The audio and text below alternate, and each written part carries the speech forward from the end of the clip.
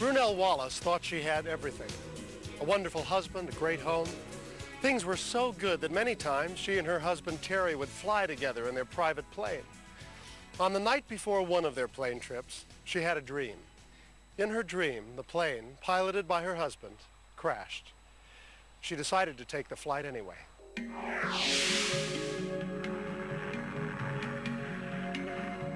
There was just a gut-wrenching cold chill that just went through every core of my body. And I started screaming, "You know that dream I had last night, Terry? I just have a feeling about this."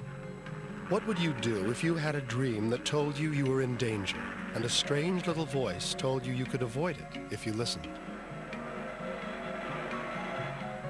For Terry and Ranelle Wallace, it should have been an easy flight from one small airport in Utah to another. But Ranelle's vision from the night before began coming true in every detail. The visibility started shrinking. The snow started coming down and forcing me lower and lower and lower. By the time Terry realized that they were in trouble, there wasn't a safe way out. And then through the clouds, they spotted a mountain. He started pulling up on the steering column, and we started a real steep ascent. And as we did, I just started screaming, "This is just like Colossus on the roller coaster." And all of a sudden I heard this clunk, clunk, clunk as the propeller hit a tree, and then it started skidding into the ground, and then I knew I was going to get smashed. Parts of the plane started to fly up along the side, and the sparks started to fly up underneath the cockpit. We came to a dead halt, and there was not a scratch or bruise on either one of us, and I was shocked. Ranelle kicked open the door. An explosion blew out the roof of the cockpit and her with it. I remember seeing parts of my coat and flames falling off and dripping down onto my pants and onto the ground. I remember seeing my hands on fire. Terry escaped with minor injuries, but Ranelle's wounds were killing her, with burns over 75% of her body. Her face was burned beyond recognition. As EMTs rushed to a hospital, she moved closer and closer to death. And I said, "Somebody please, I can't breathe." And the male nurse bent down to my ear and he said, "Stop trying. We'll do all the work for you." And at that moment, I remember everything got very black. And then it became clearer and clearer. And as I looked around, I realized I was standing up in the ambulance. Technically, Ranelle died that day.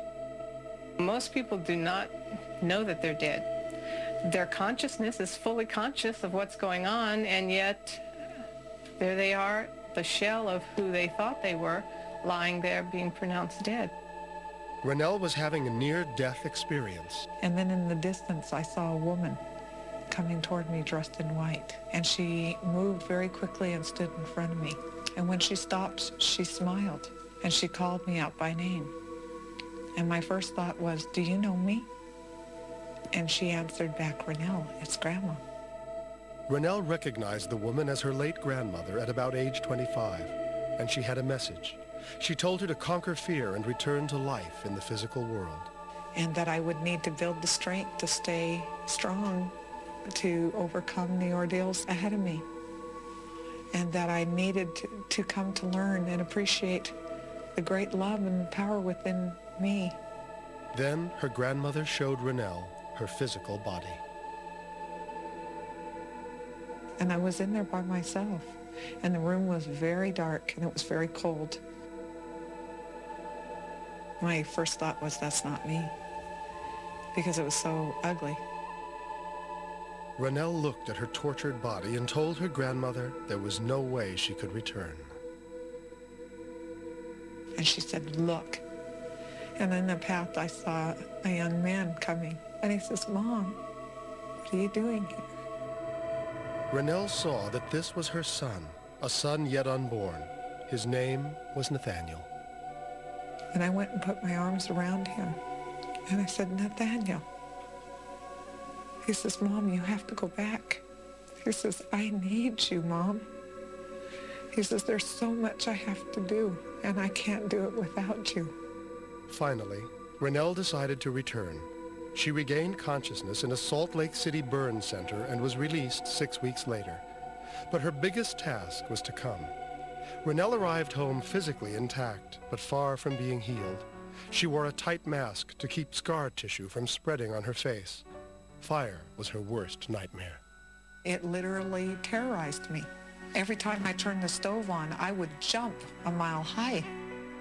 Less than 2 months after returning home from the hospital, Ranelle and Terry were up before dawn to go to another surgical appointment.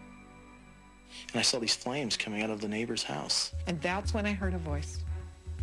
And that voice was so clear. I went over and I looked at the window and I saw the flame from the roof and it said, "Get over there, they're asleep." Her grandmother's message about conquering her fears flashed through her mind. As Terry called 911, Ranelle ran to help. And I started pounding on the window and pounding on the door, and there was no answer. I ran back to the garage and the door was flipping up and down from the electrical switch, and I tried to move between the two cars to get in, and that's when the garage door shut behind me. And I was trapped inside the garage. And it was filling up real rapidly with black, thick smoke. And I was choking. That I started screaming, if anyone's in there, please get out, your house is on fire. And finally I heard this loud screeching sound of a woman's voice screaming at the top of her lungs. I said, "If you're okay, get out, your house is on fire." Ranelle managed to kick open the garage door and meet the woman in front. There were 2 children asleep inside, and they ran in to save them. I said, "Stay underneath the smoke, stay underneath the smoke." She was gone in a second, and she came back.